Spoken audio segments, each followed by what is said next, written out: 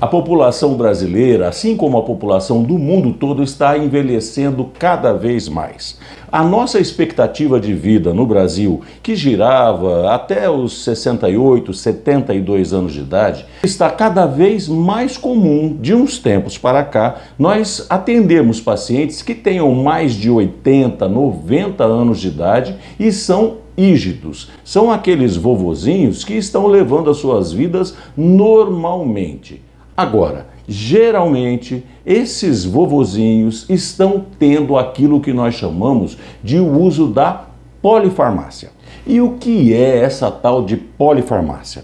Os idosos têm várias condições clínicas associadas. É comum nós vermos então um idoso que tem uma dificuldade de locomoção, que exige o uso de algum remédio. É comum a gente ver um idoso também que tem o seu diabetes, a sua hipertensão, que também precisa do uso de remédio e tem uma interação entre esses remédios. Isso é a polifarmácia. Muitas vezes, esses idosos, por causa da quantidade de remédios que tomam, acabam tendo complicações por causa do tratamento, por causa do uso desses remédios. E muitos médicos, então, temendo que esses idosos tenham alguma complicação, acabam prescrevendo para eles os tais inibidores das bombas de prótons, que são muito comuns. O uso desses inibidores das bombas de próton, eles são muito difundidos e você provavelmente tem na sua casa um idoso que está tomando um exemplar desses remédios. Uma das complicações mais comuns desses idosos que fazem a polifarmácia, que tomam vários medicamentos, são as dores gástricas, são as dores no estômago, são aquelas queimações que os idosos começam a ter, aquela sensação de boca amarga, aquele incômodo provocado pelo uso de vários remédios. O médico, então, prescreve um inocente omeprazol. E esse, então, é o primeiro exemplar do inibidor da bomba de prótons. É aquele inibidor de bomba de prótons que todo idoso tem em casa e geralmente não quer ficar sem usar. Ou é o omeprazol, ou é o pantoprazol, esomeprazol, lansoprazol, qualquer um desses fármacos que terminam com essa sílaba zol.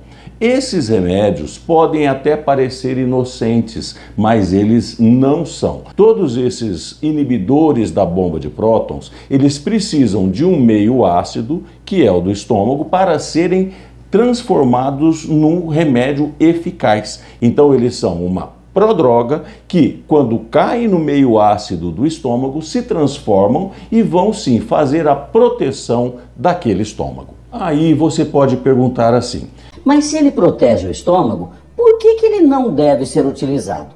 Porque enquanto ele está provocando essa proteção do estômago, ele está também causando algumas alterações, principalmente na absorção de outros remédios e na absorção de elementos próprios da nossa alimentação e que fazem muita falta se não forem absorvidos adequadamente. Nós vamos falar a respeito de todos os malefícios que esses inibidores de bomba de prótons podem causar. Mas antes disso, eu quero convidar você para fazer alguma coisa que você talvez ainda não tenha feito, que é a sua inscrição aqui no canal. Faça agora, é muito fácil você fazer a sua inscrição. A informação aqui do Centro de Cardiologia é aquela informação baseada em evidências, é aquela informação que a medicina traz da mesma forma, tanto para os médicos quanto para o público leigo. E são informações que fazem parte daquilo que os médicos devem saber. Por isso é interessante você fazer a sua inscrição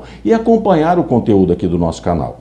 Se você gosta, deixe o seu like, faça uso dos comentários. Nós adoramos retirar as dúvidas daquelas pessoas que acabam escrevendo e podem ter, sim, dentro de cada assunto, a sua dúvida até mesmo sanada. É isso que o nosso canal se propõe a fazer.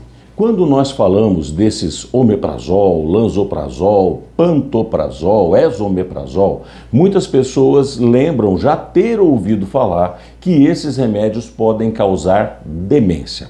Essa é uma observação que ainda está em estudo. Existem várias publicações que têm, sim, conseguido estabelecer uma relação entre o uso prolongado desses remédios e o aparecimento de demência ou a piora da demência naquelas pessoas que já têm. E lembrem-se, nós estamos enfocando hoje os idosos, e são justamente os idosos aquela população que tem uma facilidade maior para desenvolver a demência.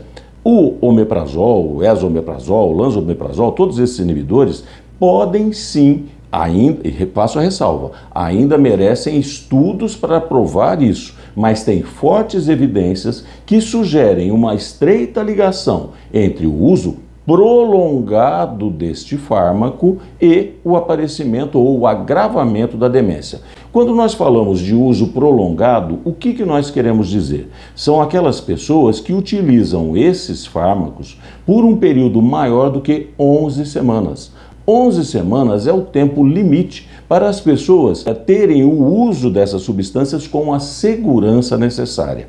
Acima disso, esse uso desses inibidores torna-se crônico e é essa cronicidade, é esse uso prolongado que pode sim fazer mal, principalmente para os idosos. Nós vamos listar aqui na tela uma publicação do Conselho Regional de Farmácia do Estado do Paraná, ainda no ano de 2018, fez esse alerta dos principais efeitos adversos do uso contínuo desses inibidores de bomba de prótons. E eu vou listar alguns aqui para vocês que nós já temos a certeza que realmente acontece. Eu falei da demência e a demência ainda precisa de alguns estudos, mas nós sabemos sim que o uso prolongado, o uso indiscriminado desses remédios podem diminuir a concentração de vitamina B12. Então, aquele idoso que precisa sim da vitamina B12 para não desenvolver um tipo de anemia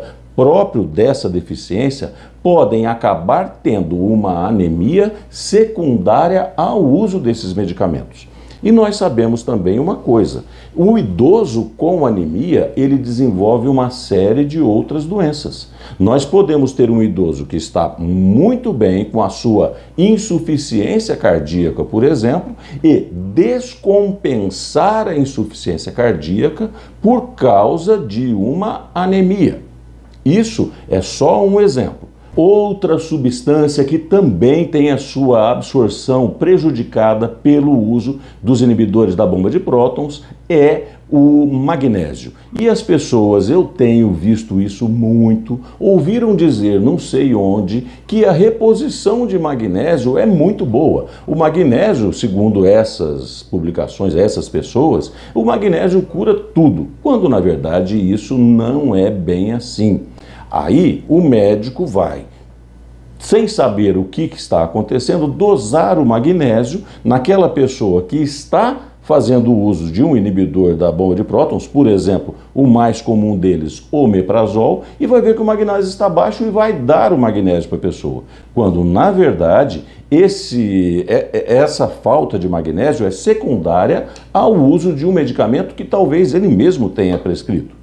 Ah, doutor, mas o meu médico disse que eu preciso tomar esse remédio e por um tempo maior, porque eu tenho uma úlcera que está sangrando. Opa, aí é uma outra situação. Aí você está fazendo um tratamento que precisa sim de um remédio como esse por um tempo maior. Agora, o uso indiscriminado, aquela pessoa que simplesmente, aquele idoso, que simplesmente por estar tomando uma série de remédios, ele acha que indo à farmácia e comprando esse remédio ele vai estar se protegendo, é contra esse uso indiscriminado, crônico, longo desse tipo de medicamento que nós estamos indo contra. Vamos então agora fazer aquele nosso resumo semanal do nosso assunto. Hoje nós estamos falando então de um remédio que é campeão de uso no nosso Brasil, que é o remédio da classe dos inibidores da bomba de prótons. Dentre eles, o mais comum, o omeprazol. Esses remédios geralmente são prescritos para evitar a queimação, a intolerância que o uso de vários fármacos juntos acabam provocando. Agora, esse omeprazol, que parece tão inocente, ele acaba provocando outras complicações. Alguns estudos estão sugerindo até que o uso dessa classe de medicamentos possa estar associado à demência. Isso ainda não se sabe, mas já sabemos que a deficiência de vitamina B12, a deficiência de magnésio e de algumas outras substâncias podem sim e estão associadas ao uso desse fármaco. Além disso, nós temos também a doença renal, que pode ser agravada ou até mesmo desencadeada por causa do uso dos inibidores da bomba de prótons. E é isso. O nosso recado de hoje é mais um daqueles que nós temos dado em razão da medicina baseada em evidências. E se você gostou do nosso conteúdo, depois de fazer a inscrição, deixar o seu joinha e se inscrever no nosso canal, você vai também ativar o sininho e fazer uso dos comentários. Divida conosco a sua opinião, tire as suas dúvidas, porque toda quarta-feira, às 6 da tarde, nós temos mais um vídeo de medicina baseado em evidência.